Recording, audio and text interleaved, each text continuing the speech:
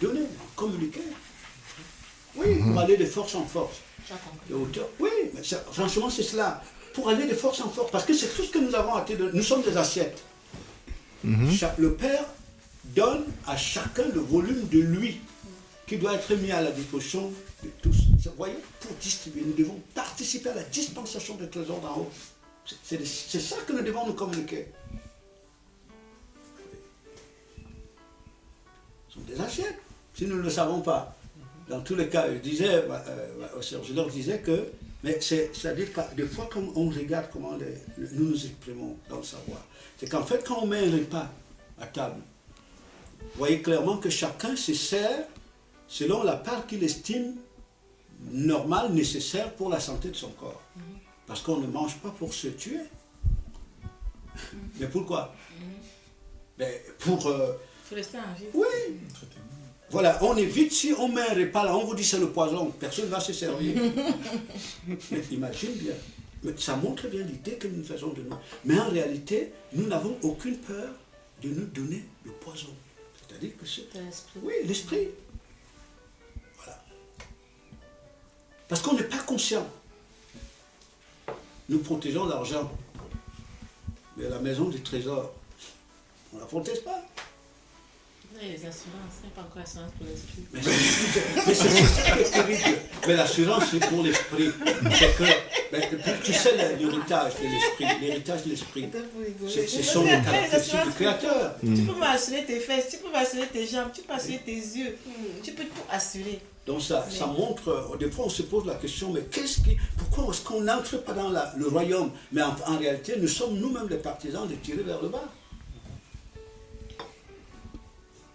Aime ton prochain comme bien sûr. quand c'est haï soi-même. Et tu sais le terme, aime son prochain, sanctifie ton prochain comme toi-même. C'est pas c'est ça le vrai terme. Hein. C'est là où je disais tout à l'heure à Aurel, on a donné à cette part une dimension humaniste, diabolique, maçonnique. Donc ton prochain c'est qui? C'est lui-là. Donne-lui de l'eau, donne-lui l'argent. Donne-lui ceci, voilà, c'est ça. On dit aimer son prochain. Le royaume de Dieu, c'est l'amour. Voilà. Même le pape le dit, c'est l'amour. Tu dis que même le pape, mais c'est même lui les législateur de cette... On passe du temps à se dire des choses comme ça. Mais en réalité, le vrai nous, on n'a pas d'état d'âme pour lui communiquer le poison, pour le tuer. Tu as dit que ne crée pas celui qui tue le corps, mais celui qui tue l'esprit. Mais nous, on a tué l'esprit. C'est comme ça. Et on va dans la Bible, la Bible dit que aime ton prochain comme toi-même, comme je disais là. Est-ce que je ne dois pas utiliser le terme amour? Le problème, ce n'est pas qu'on ne te dit pas de ne pas l'utiliser, mais il faut bien comprendre son sens. On ne sait même pas qu'on s'est haï soi-même. Oui. Mais on est d'abord, nous sommes des criminels. Criminels envers nous-mêmes. Et puis on est participant au crime des autres, c'est vrai. On a tellement été criminels. Encore qu'on fait du bien, lorsqu'on vient maintenant en vraiment la vérité, c'est toi qui es criminel. Mais même ses parents s'accomplissent même à nous, parce que si tu es, on dit aime ton prochain, si tu t'es haï, tu haïs aussi ton prochain. Oui, bien sûr, naturellement. Aussi, ça naturellement. Mais naturellement. Mais comment peux-tu attendre que quelqu'un qui ne sait pas aimer puisse t'aimer? Non, il ne peut pas. Non. De la même manière qu'il s'aime aussi. Donc c'est cela. Vraiment que le Père élève l'intelligence de ses enfants, assemblez-vous comme des pierres vivantes pour participer à la construction d'une maison spirituelle. Pour vous bénir. Voilà, vous bénir, c'est-à-dire vous pousser vers le haut. Quand il y a des réunions maçonniques, ils se communiquent la portion de l'impie qu'ils ont en eux, pour qu'ils soient de plus en plus efficaces. Et pas, vous voyez bien, quand on dit ils sont retour dans le culte. Ils ne parlent pas comme ça. Ben non. Ils ne bavardent pas. Ben non. Si tu viens même là, tu veux leur parler du royaume du Christ, ils vont te dire, il faut sortir. Ils ne parlent pas. Mais ça part du fait que Christian, le témoignage que tu rends, qui est tout simple. Hein. C'est-à-dire que ces gens-là, lorsqu'ils rentrent dans le lien avec l'impie, on a une lecture claire de l'homme. Et Satan, son ennemi, c'est l'esprit de l'homme. Oui, très bien. Donc pour domestiquer l'esprit de l'homme, l'isoler de la force qui est dans le Créateur, comme nous disons, la pensée créatrice, de peur qu'il n'y entre et qu'il soit une force contre Satan, il faut entretenir le corps. C'est ça. C'est-à-dire qu'il faut alimenter, non seulement il faut exciter les passions des membres, mais il faut les satisfaire. Et c'est l'esprit qui est utilisé pour satisfaire les passions du corps. Donc pendant ce temps, lui-même, il est isolé.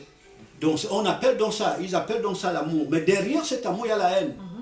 Donc c'est comme ça que Satan même travaille. C'est pour ça que lorsque les gens définissent l'amour comme le fait de donner. Voilà. On est dans la dimension maçonnique. Et puis de la haine. Oui, on est en train de haïr soi et haïr les autres. Et c'est ce qui fait que dans les milieux pareils, vous voyez les gens, ils sont vraiment dépositaires de l'impie. Ils s'expriment que par des médisants, des calomnies et le reste.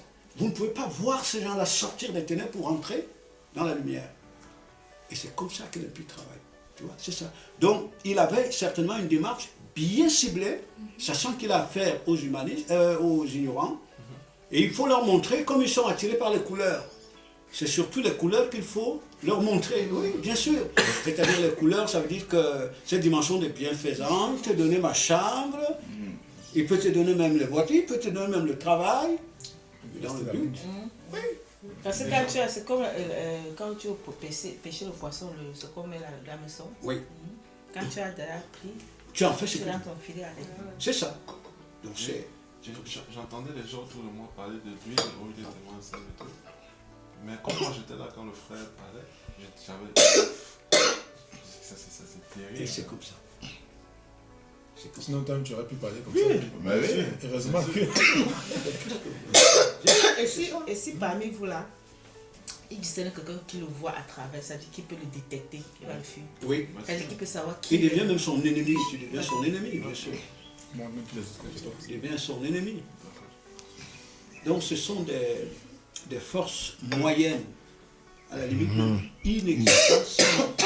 Prenons, nous rentrons dans la conscience de l'héritage que le Père a pour nous. Il dit vraiment, nous rentrons dans la stabilité de la pensée du royaume. Ce sont des forces qui doivent nous accompagner dans la gloire. Comme Pilate et toutes les forces du royaume romain, mais ils ont participé à mener le Messie dans la gloire. Donc, ce sont des forces qui sont là, que le Père veut utiliser lorsque l'Esprit se réveille. Ces forces doivent participer à crucifier Satan en nous, détruire les passions que l'Esprit inspire en nous pour que l'Esprit rentre dans la gloire. Ce n'est pas des forces qui sont contre nous. Si nous comprenons réellement, nous nous devons. J'aimerais savoir comment est-ce que l'amour du Père se manifeste s'il ne se manifeste pas dans la morale et tout ce qu'on nous a appris. Tu aimerais savoir, hein? L'amour du Père. Oui. Mais d'abord, on peut partir d'une idée simple. Réellement, on considère quelqu'un comme nous aimant lorsque il nous apporte satisfaction dans ce que nous désirons. N'est-ce pas? C'est-à-dire dans les termes simples, naturels. Bon, maintenant, donc quelqu'un qui t'apporte satisfaction dans ce que tu désires, tu considères que la personne t'aime. Bon. Maintenant, si pour toi ton idée est que, moi Lucrèce, je suis un ensemble de membres agitants, vivants. Donc, mes désirs, je les limite à ce que mes membres, aux aspirations de mes membres. Donc, quelqu'un qui t'apporte satisfaction dans ce domaine, tu dis qu'il t'aime, n'est-ce pas? Mais si Lucrèce commence à réaliser qu'au-delà des membres, je suis une entité spirituelle et que le désir de l'esprit n'a rien à voir avec les éléments extérieurs. C'est-à-dire qu'il n'a pas de désir commun avec ce que les membres désirent. Son désir, c'est de rentrer dans ce que le Créateur lui donne. Nous parlons là de ses qualités, de ses vertus, de ses attributs. À partir de ce moment-là, tu vas comprendre que l'amour du Père, c'est lorsqu'il te donne ce que lui-même est. Imaginons donc que tu commences à prendre conscience réellement de ces choses. Tu peux manquer des éléments que désirent tes membres, parce que l'esprit doit rentrer dans la gloire. Est-ce que tu vas considérer ça comme une haine du Créateur? Non. C'est pas, tu comprends? C'est-à-dire privation des éléments, des désirs de tes membres, parce que l'esprit doit rentrer dans la gloire. Tu vas considérer ça comme le signe de la bonté du Créateur. Mais si je suis totalement isolé dans l'inconscience de mon identité comme l'esprit qui doit hériter du Créateur, je me considère comme membre extérieur, en fait, ce qui se passe, c'est que lorsque je ne comprendrai pas le sens de l'amour du Créateur, je ne comprendrai pas, parce que l'idée que je me fais de moi est totalement contraire à celle que le Créateur a de moi. Et c'est à partir de ce moment-là que je peux prendre Satan même comme un bienfaiteur. Parce que Satan va venir, non seulement il excite les désirs dans mes membres, mais il va venir pour me proposer de les satisfaire. Et je peux le prendre même pour un libérateur, et je prends le Créateur pour un bourreau contre moi. Donc pour comprendre l'amour du Père, en définitive, il faut d'abord que je commence à comprendre réellement qui je suis. Et si je comprends qui je suis, je vais commencer aussi à comprendre de quoi j'ai réellement besoin. Et à partir de ce moment, je vais comprendre l'amour du Père. Nous avons de la peine à comprendre l'amour du Créateur parce que nous ne savons pas qui nous sommes. Nous avons certainement une idée de nous, mais qui vient de l'autre, qui nous trompe. Il nous donne une fausse idée de nous et qui nous met en contradiction avec l'idée que le Créateur a de nous. Donc ça fait qu'il y a un conflit d'intérêt entre ce que le Père veut nous donner et ce que nous croyons être bien pour nous et qui est contraire à ce que le Père veut nous donner. Hein? Si on n'arrive déjà pas à se connaître soi-même, On ne peut pas s'aimer. on ne peut pas s'aimer, on ne peut même pas aimer. On ne peut pas aimer l'autre. C'est impossible. On ne peut même pas connaître le Père. C'est comme ça. Et puis si on l'a compris, on l'a connu le Père, personne de nous ici, sauf s'il est malade mental, je veux dire au niveau naturel, ne peut avoir un enfant et désirer son malheur. Personne de nous. Parce que très souvent même, nous tirons notre honneur, notre gloire, entre guillemets, au niveau humain, de ce que nos enfants Devient. oui, de ce qu'ils deviennent. Et nous participons à ce qu'ils deviennent. Parce que lorsque l'enfant rentre généralement dans le monde, c'est pour ça qu'il y a des fois des inégalités de positionnement entre les enfants. Parce que c'est les parents qui pensent le devenir de l'enfant. Et c'est eux qui sont chargés de produire les moyens pour accompagner l'enfant au devenir, vers son devenir, n'est-ce pas? Les parents. Bon. Et certains parents qui n'ont pas suffisamment de possibilités pour le faire, leurs enfants ne peuvent pas aller à cette dimension. Donc c'est comme ça que les parents réagissent. Nous sommes des humains hein, qui ne connaissons pas qui nous sommes, qui pensons par Satan, des méchants. Mais malgré cela, nous pensons du bien, entre guillemets, selon la manière dont nous comprenons l'homme pour nos enfants. Mais à combien plus forte raison le Créateur, dont l'esprit qu'il a mis en nous, c'est ça, c'est son Fils. Donc, il pense, il a un devenir pour cet esprit. C'est là où nous parlions de la pensée. Un devenir pour cet esprit. Et le moyen, il a disposé les moyens pour que cet esprit soit accompagné dans son devenir. C'est ça l'amour du Créateur. Le problème, c'est que nous sommes isolés de l'amour du Créateur parce que nous avons un autre Père, qui est le diable. Et lui qui ne pense pas du bien de nous, ce qu'il pense de nous, c'est ce qu'il est, c'est du mal. Donc quand on voit l'amour que le Créateur manifeste vis-à-vis du Messie, c'est le même amour qu'il a pour tout esprit humain normal, qu'il doit hériter avec le Messie. Mais Parce... nous, on veut hériter sans passer par le chemin du Mais c'est ça, des fois même ma soeur, cet hérité-là, ce n'est vraiment pas du Créateur. Mais je dis, c'est ce que je dis que nous, on croit. Voilà. Tout à fait. C'est ça. Je J'ai dit le même amour que le Père a manifesté pour le Messie, c'est le même qu'il a pour tout esprit humain. C'est-à-dire que pour le Père, tu as un esprit émanant de lui qui rentre dans l'univers, au stade embryonnaire, mais qui a pour finalité rentrer dans sa structure identitaire.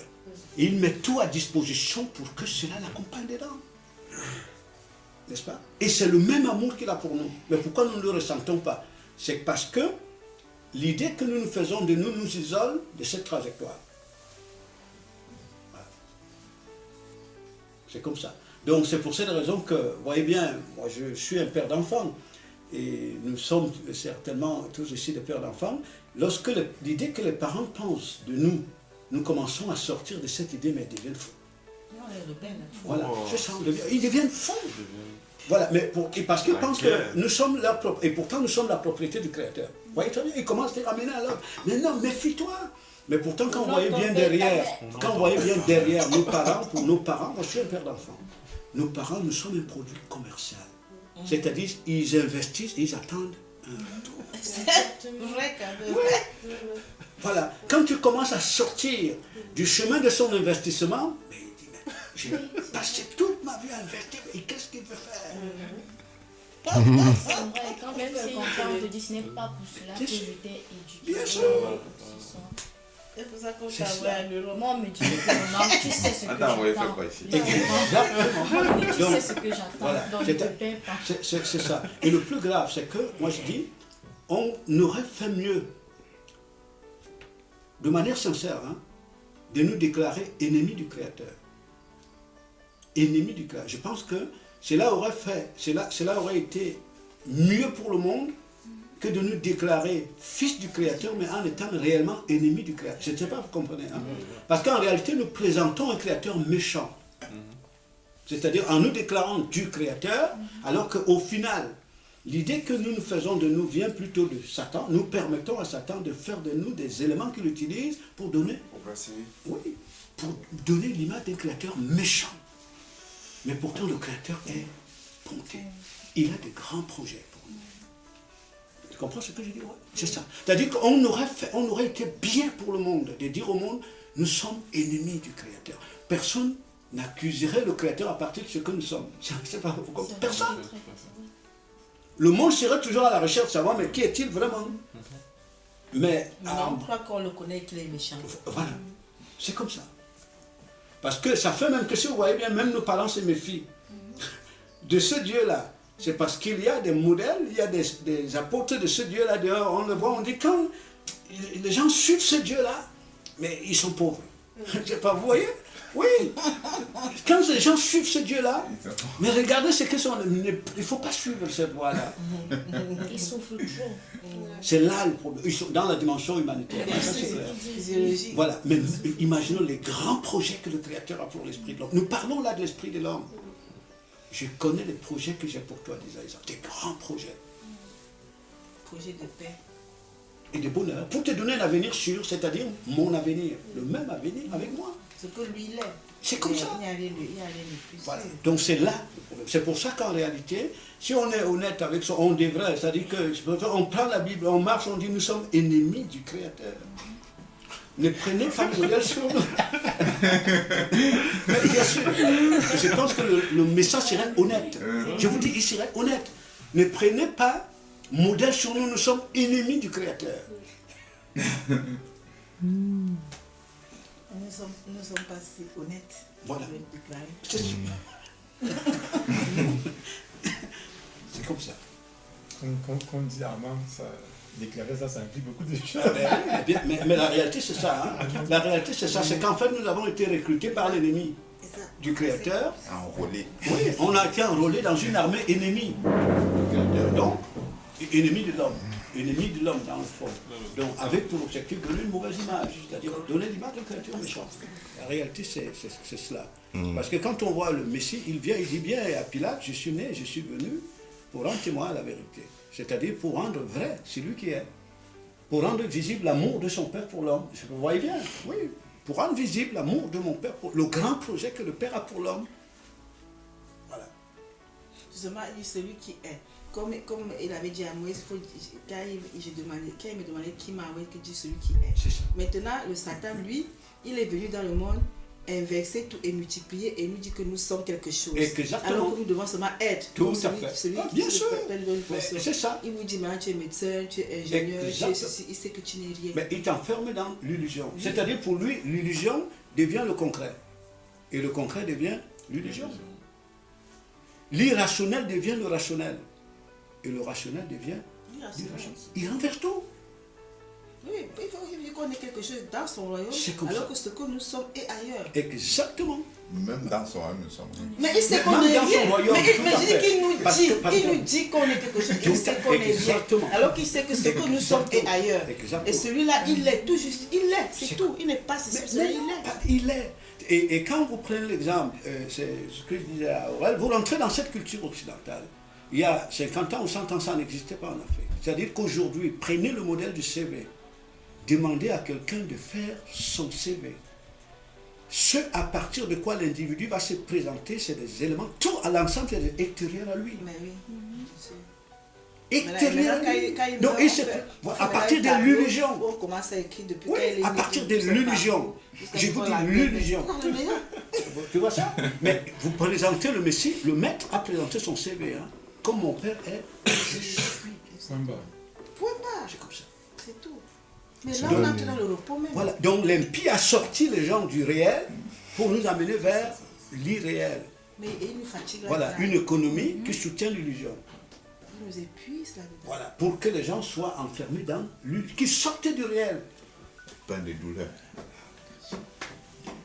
Et c'est des choses que nous connaissons. Comme vous le dites dans le truc le film de Matrice que vous dites, hein, c'est-à-dire qu'en réalité, le film parlait de tout le monde, mais il ne parlait de personne. Vous voyez? C'est-à-dire que tout le monde prend ce film et il dit, mais il parlait des esclaves. Voilà, c'est-à-dire les esclaves, c'est les autres. Et voilà, ce sont les Illuminati qui ont fait le film. C'est un film sorcier. Non, en fait, beaucoup pensent que c'est une illusion, que c'est quelque chose qui n'existe pas. Donc en fait, ce n'est que l'illusion, ce n'est que la fiction. Voilà, pourtant c'est la fiction, réalité. Et ça ne nous concerne pas. La réalité dans Personne ne veut laquelle quand tu comprends que c'est vraiment la réalité qu'ils ont montrée et que nous sommes tous à la matrix. Et pour eux, c'est une fiction. Bon. C'est comme ça. Donc tout le mystère est là, le Créateur il est bonté. Le Père est bon. Et quand on l'a compris, comme le soulignait ma soeur tout à l'heure, quand on l'a compris, on comprend qui nous sommes, esprit, qui rentre dans la pensée du Créateur pour nous, projet pour nous, et que tout nous y accompagne, c'est là où tous les événements nous lui rendons gloire. Parce que tout participe à notre réalisation. Rendez gloire à Dieu pour tout. Tout concourt au bien de ceux qui... J'aime une traduction qui dit « Tout travaille ensemble pour le perfectionnement des saints. » Tout. C'est Paul qui le dit, hein. L'apôtre Paul. Dans Romains 8, je crois à partir du verset 30. Tout travaille ensemble. Quand on dit tout, ce n'est pas simplement boire le thé ou payer son loyer, mais même ne pas pouvoir le payer. Travaille ensemble. Même ne pas pouvoir boire le thé. Et comme le boire, c'est pas, vous comprenez? Tout travaille ensemble. Je veux dire, lorsque je rentre dans la pensée du royaume, hein, ça ne veut pas dire que c'est moi-même qui simule ces situations. Mais je rentre dans la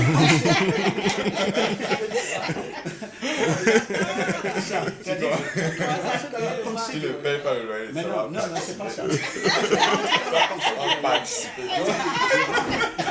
Je rentre, je m'habille ou je ne m'habille pas, je rentre. Parce que c'est ce que Paul dit. Hein. Il dit bien, il commence par dire que, il parle bien de quelqu'un qui est dans la pensée du royaume.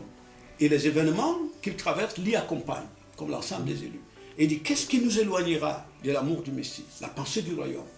Est-ce la tribulation, la disette, l'abondance, les anges, un homme, la vie, la mort, les hauteurs, les profondeurs? Ça veut dire qu'il liste toutes les milices créées. Vous voyez très bien. Et c'est là où il termine en disant, tout travaille ensemble pour le perfectionnement des hommes. Parce que tu rentres dans le principe qui a tout appelé à l'existence, la pensée du royaume, et qui coordonne tout pour te permettre d'avancer. Tu deviens comme l'argile, le père le potier. Ce n'est plus toi qui lui dis, ne me fais pas venir ceci, fais venir cela. C'est lui qui sait ce qu'il doit orienter pour te modeler. Donner la forme qu'il a donnée. L'argile ne dit pas au potier, non, ne me tords pas comme ça. Non, tu m'as donné une forme qui ne convient pas. L'argile, est-ce que l'argile me parle? Non. Il est mieux, son intelligence, c'est le potier. Non, comme le Messie qui s'est laissé mener à la bicherie. Exactement. Voilà, c'est là la force, frère Daniel. Je vous assure, on n'a pas besoin de beaucoup de temps pour entrer en ce moment-là de la force. On commence à comprendre. Et c'est là c'est là où on peut comprendre l'amour du Père. Parce qu'en fait, le terme même Père veut dire c'est lui dont je mane. C'est ça le terme Père. Quand le maître disait aux disciples, quand le Messie appelle Yahweh son Père, ça veut dire, il dit c'est lui de qui je suis l'émanation. Il dit, quand il apprend le disciple à prier, il dit notre Père, c'est-à-dire c'est lui donc nous émanons. C'est lui dont nous portons l'ADN. C'est lui qui est notre miroir, dont nous tirons notre pensée, notre existence, notre vision, notre idée de devenir, vers qui nous cheminons. C'est ça, notre Père. C'est comme ça. Et puis, donc, j'avance. Que ton nom soit sanctifié, que ton règne vienne. Tel Père, tel Fils. Voilà. C'est comme ça. Tel Mère, tel Fils. Vous voyez, c'est cela. Et puis, je pense que c'est vraiment, c'est-à-dire qu'en fait, c'est quelque chose de tout simplement extraordinaire. On peut commencer à comprendre à ce moment-là que lui est bon. Il est bon. Il est la bonté.